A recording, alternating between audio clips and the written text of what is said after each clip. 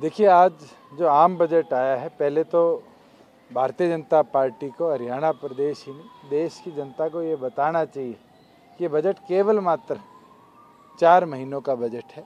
एक interim budget है जो लोकसभा के चुनाव के बाद अगली सरकार इन प्रपोजल्स पर विचार कर प्रॉपर बजट लाने का काम करेगी। मगर जिस तरह की घोषणाएं करी गई है, ये अपने आप में दर्शाता है कि जो 2014 के अंदर जुमले छोड़े गए थे, उन जुमलों को और बढ़ा चढ़ाकर आम जनता के बीच में डालने का काम आज भारतीय जनता पार्टी ने पार्लियामेंट में बजट के माध्यम से किया है। जिस प्रकार से किसान को कह दिया कि 6,000 रुपये सालाना फसल के ऊपर पेंशन टाइप में दी जाएगी। इस सरकार से ये पूछिए कि एमएसपी जो किसान की बैकबोन है, जो उसकी आमदन का एक माध्यम है, उसके ऊपर कोई लॉ बनाने का काम नहीं किया। उसके इंक्रीज़ के ऊपर जो कहते थे कि हम आय दुगनी करने का कार्य करेंगे। वहीं दूसरी ओर पर जो आम जन के लिए इनने कहा है कि हम 5 लाख स्लैब बनाएंगे, ये तो 2 साल पहले भी ये सरकार 2.5 से 5 लाख के बीच में टैक्स कट कर चुकी थी और 10% को 5% कर दिया था, जो कि 2,500-3 हज़ार रुपये के बीच में सालाना बैठता था।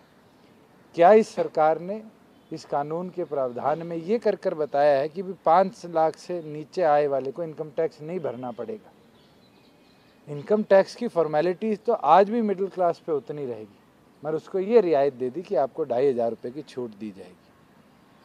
पूरे आज के बजट के दौरान ना तो युवा के रोज़गार के लिए कोई एक बात करी गई, सिर्फ ये कह दिया गया कि जीडीपी में इंक्रीज होगा और उससे नए रोज़गार के साधन बनाए जाएंगे।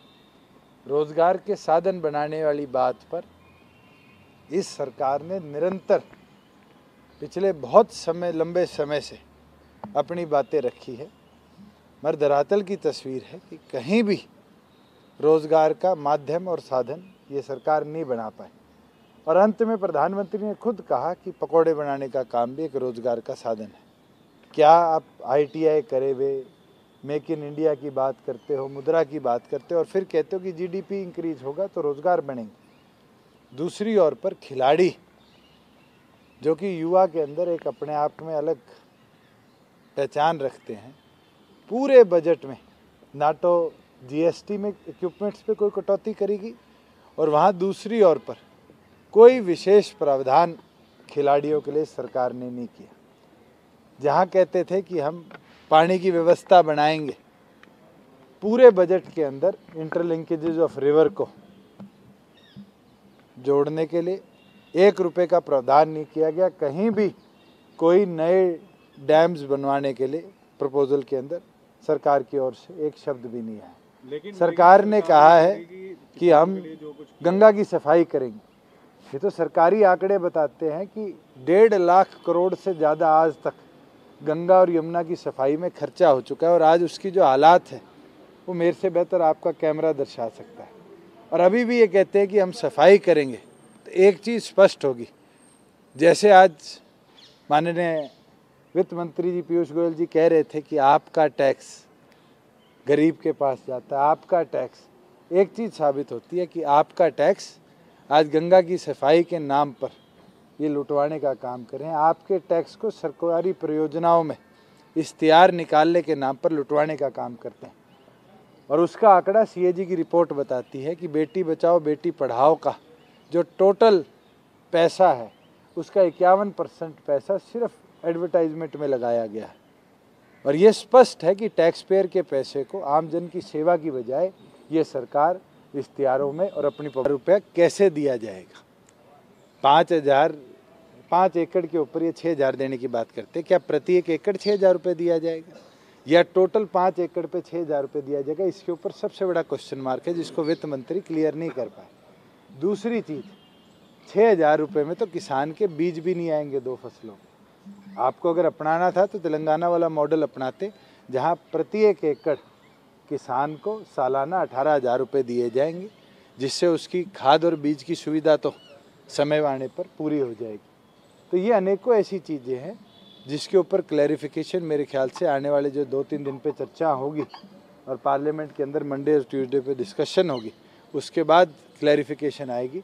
मगर आज के दिन ये 6,000 रुपये की बात हो या 5 लाख रुपए के स्लैब की बात हो, मैं तो इसकी पूरी तौर पर एक जुमला कहता हूँ जो केवल मात्र इंटरम बजट के अंदर अपनी पब्लिसिटी के लिए सरकार ने बजट को पूरी तौर पर, अगर आज आप बात करो आम जन के लिए, तो मैं इसको 0 देता हूँ। ये केवल मात्र एक चुनावी बजट है और देश की जनता जानती है कि ये बजट केवल मात्र इसलिए लाया गया है कि आने वाले लोकसभा चुनाव में ये जुमलेबाजी कर कर इसका बेनिफिट लिया जाए। मगर जनता हर चीज़ देख रही है और जनता जानती है कि 4 महीने तक ये केवल मात्र प्रपोजल्स है। आम जन को इसका बेनिफिट नहीं पहुंचेगा जब तक आम जन इस चीज़ को इम्प्लीमेंट प्रॉपरली होते हुए नहीं देखेगी। और प्रॉपरली इम्प्लीमेंटेशन के लिए इसको जनरल बजट जो मई एंड में जून में आएगा उसके अंदर पास होना। मैं तो भारतीय जनता पार्टी से ये बोलूँगा कि आप सर्जिकल स्ट्राइक की बात करें, कांग्रेस को घेरने की बात करें, इससे देश आगे नहीं बढ़ेगा। आप तो वो लोग थे जो कुर्ते उतार कर स्वामीनाथन आयोग रिपोर्ट के लिए धरने देते थे। कहाँ गई वो स्वामीनाथन आयोग की रिपोर्ट की घोषणाएं? 6,000 रुपये पे आज किसान के आप आगे, मगर किसान की आय दुगनी करने का या उसको 150 टाइम्स उसकी लागत का मूल्य देने का वो वादे कहाँ गए जिसके लिए प्रधानमंत्री कहते थे कि 56 इंच का सीना है। सब्सक्राइब करें और साइड में दी घंटी को भी दबाएं ताकि आप तक हर समाचार पहुंच सके।